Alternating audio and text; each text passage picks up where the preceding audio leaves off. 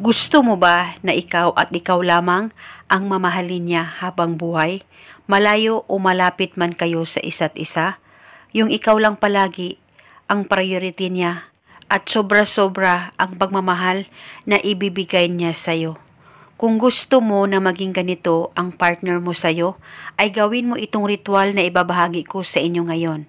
Dapat palaging buo ang loob at tiwala nyo sa paggawa nito. Pwede mong gawin itong ritual sa kahit na anong araw o oras na gusto mo. Ang gagawin mo lamang, kumuha ka ng papel at kahit na anong kulay na panulat at isulat mo lamang ito sa papel. Pangalan at apelyido, ako at ako lamang ang mamahalin mo habang buhay. Isulat mo lamang ito ng 3 beses. At pagkatapos, kumuha ka lamang ng 3 buo ng dahon ng laurel. Isulat mo ang kanyang pangalan at apelyido ng 1 beses sa dahon ng laurel. Dapat susulatan niyo po ang 3 buo ng dahon ng laurel ng kanyang pangalan at apelyido. At pagkatapos, kumuha ka lamang ng pangsindi at sunugin mo lamang ang dahon ng laurel. At ang abo nito, kunin mo ito at ilagay ito sa papel na sinulatan mo.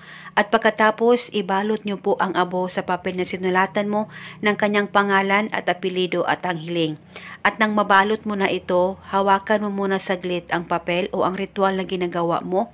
Mag-focus at mag-concentrate ka, pakaisipin mo ang target at banggitin mo lamang ang mga salitang ito. Pangalan at apelyido, ako at ako lamang ang mamahalin mo habang buhay. Banggitin mo lamang ito ng 3 beses. At paniguradong habang buhay magmamahalan kayong dalawa sa pamamagitan lamang nitong ritual na ginagawa mo ngayon. Basta magtiwala ka lang. At hindi na po ito kailangan pang bulungan mo araw-araw. Basta itago mo lamang ito, pwede ito dalhin, ilagay sa wallet mo o di kaya sa bag mo. At itago ito hanggang kailan mo gusto. Dahil isa itong gabay para mas lalong maganda ang takbo ng relasyon ninyong dalawa ng partner mo. At ito muna sa ngayon, maraming salamat po sa panonood. May God bless us all.